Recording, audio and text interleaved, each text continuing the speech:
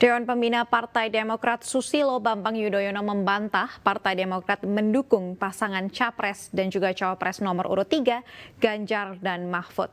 SBY mengklaim Forum Komunikasi Lintas Pendiri Demokrat atau FKLPDK bukanlah bagian dari Partai Demokrat.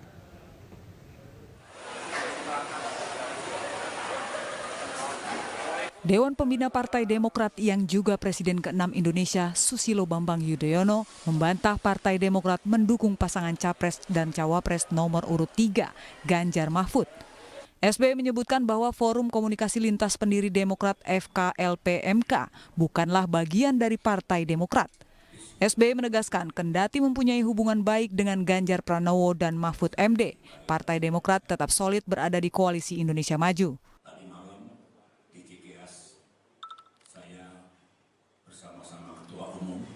Itu tidak mewakili siapa-siapa. Itu tidak katanya mencatut nama saya merestui zero, nol besar itu. Tidak ada. Kita solid sudah mendukung ke pasangan Pak Prabowo dan Pak Gibran. Meskipun itu sahabat-sahabat saya juga, Pak Ganjar juga hubungannya baik sama saya, Pak Mahfud juga baik, siapa lagi, Pak Anies, Pak Muhaimin Iskandar. Sebelumnya FKLPDK deklarasikan dukungan terhadap pasangan calon nomor urut 3 Ganjar Mahfud pada Pilpres 2024. Ketua Umum FKLPDK Sahat Saragih menyebut ormas tersebut sebagai wadah para pendiri, deklarator, dan kader Demokrat yang keluar karena kecewa dengan partai tersebut. Capres nomor urut 3 Ganjar Pranowo tiba di Bandara El Tari Kupang, Nusa Tenggara Timur. Kedatangan Ganjar untuk berdiskusi dengan sejumlah tokoh dan juga disambut antusias warga Kupang.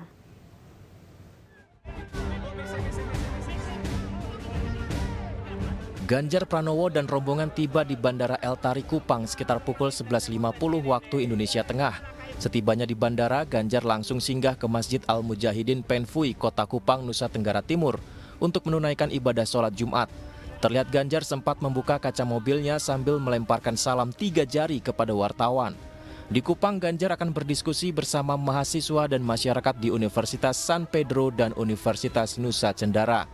Ganjar juga diagendakan bertemu dengan tokoh agama setempat dan menerima masukan tentang pelaksanaan pemilu 2024. Kami berdiskusi pada banyak hal, bagaimana kontribusi para tokoh agama menjaga situasi dan kondisi di tempat masing-masing.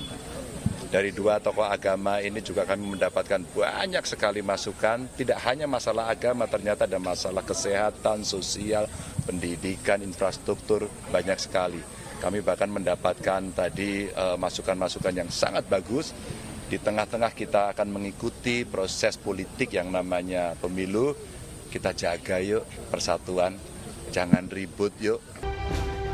Aktivitas Ganjar di Kupang selalu ditunggu dan disambut masyarakat yang rela menunggu hingga berjam-jam. Dari Kupang, NTT, Putu Bagus Ari Setiawan, iNews melaporkan. Pasangan calon presiden nomor urut 1 Anies Baswedan dan Muhaimin Iskandar menghadiri acara Garda Matahari. Sementara calon presiden nomor urut 2 Prabowo Subianto menghadiri deklarasi dukungan organisasi Pandawa 5 tanpa didampingi calon wakil presidennya.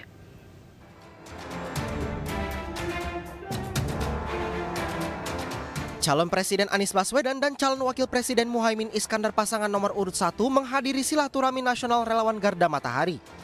Dalam acara ini, Anies Baswedan menyebut Garda Matahari semakin rapi sehingga tidak perlu memberikan arahan secara rinci dalam memenangkan pemilihan Presiden 2024 mendatang. Selanjutnya, Anies mengingatkan kembali jika Pilpres 2024 bukan tentang pergantian pemimpin melainkan orientasi baru dalam pembangunan ke depan. Sementara itu, calon presiden nomor urut 2 Prabowo Subianto menghadiri deklarasi dukungan dari organisasi Pandawa 5 di Gedung Jakarta Theater Tamrin, Jakarta Pusat. Prabowo yang datang tanpa didampingi pasangannya Gibran Rakabuming Raka langsung memasuki hall dan menghadiri acara deklarasi dukungan yang diberikan relawan Pandawa 5. Di depan ribuan pendukungnya, Prabowo mengajak agar lebih peduli terhadap politik sebagai bentuk tanggung jawab demi memajukan Indonesia. Tim Liputan iNews melaporkan. Pemirsa, suara anak muda menjadi salah satu yang menentukan di pemilu 2024. Gimik politik pun dikembangkan di media sosial.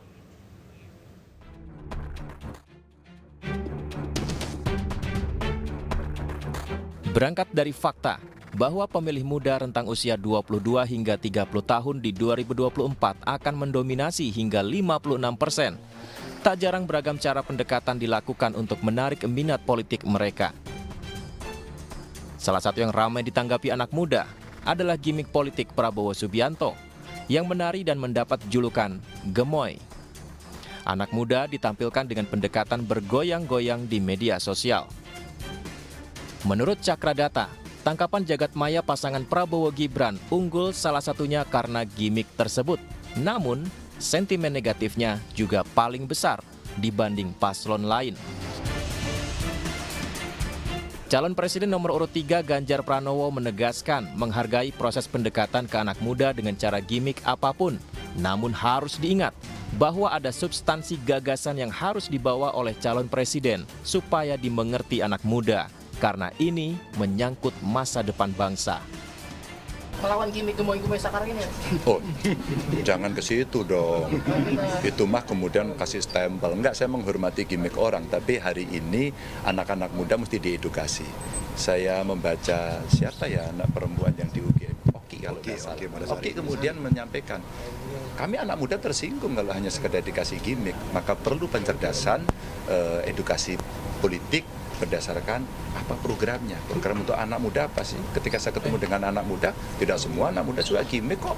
Mereka pingin ekonomi kreatif yang saya punyai, Anda bisa fasilitasi nggak ya? Apakah kemudian Anda bisa hadirkan lebih banyak kreatif hub untuk saya apa enggak ya?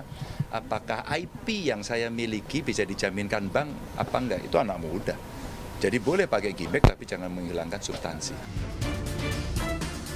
Jika demi meraih suara anak muda, melakukan berbagai cara agar menarik minat mereka, rasanya sayang kalau anak muda dianggap hanya tertarik dengan gimmick politik sekedar gemoy saja. Tim Liputan iNews melaporkan.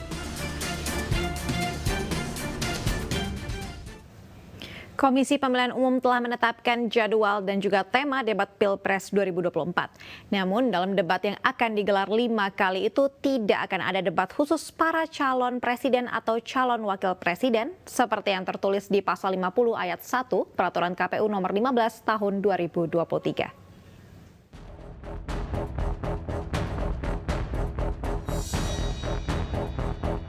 Komisi Pemilihan Umum telah menetapkan jadwal dan tema debat pemilihan presiden 2024. Debat akan dilaksanakan sebanyak 5 kali. Debat pertama akan digelar pada 12 Desember 2023 dengan tema hukum, HAM, pemerintahan, pemberantasan korupsi, dan penguatan demokrasi. Debat kedua akan diselenggarakan pada 22 Desember 2023 dengan mengambil tema pertahanan, keamanan, geopolitik, dan hubungan internasional. Debat ketiga akan digelar 7 Januari 2024 dengan tema ekonomi, dengan fokus ekonomi kerakyatan dan digital, kesejahteraan sosial, investasi, perdagangan, pajak digital, keuangan, pengelolaan APBN dan APBD, serta infrastruktur. Debat keempat akan dilaksanakan 21 Januari 2024 dengan mengambil tema energi, sumber daya alam, sumber daya manusia, pangan, pajak karbon, lingkungan hidup, agraria, dan masyarakat adat. Sementara debat kelima akan dilaksanakan 4 Februari 2024 bertema teknologi informasi, peningkatan pelayanan publik, hoax, intoleransi, pendidikan dan kebudayaan, kesehatan berfokus post-COVID society dan ketenagakerjaan. Calon presiden dari Partai Perindo Ganjar Pranowo telah siap menghadapi debat tersebut. Ganjar bersama Mahfud akan memberikan yang terbaik untuk masyarakat.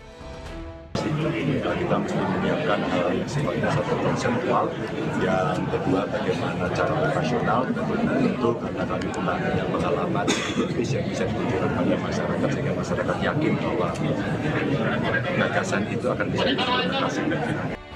Begitupun dengan calon wakil presiden Muhaimin Iskandar, pria yang akrab disapa Caimin ini mengaku santai karena sudah terbiasa menghadapi debat. Yang namanya debat itu kan sudah makanan sehari-hari, biasa aja. Tapi ada persiapan khusus nggak sih, Gus? Pasti harus ada technical persiapan teknisnya. Karena dibatasin waktu. Ada menitnya. Nah, dikira gampang apa ngomong dikit tapi harus langsung dalam waktu yang terbatas gitu. Namun debat Pilpres tahun 2024 berbeda dengan Pilpres sebelumnya. Menurut Ketua KPU Hasyim Asy'ari, debat kali ini tidak akan ada debat khusus para calon presiden atau calon wakil presiden. Hasyim menjelaskan semua pasangan calon akan hadir bersamaan dalam debat yang digelar sebanyak 5 kali.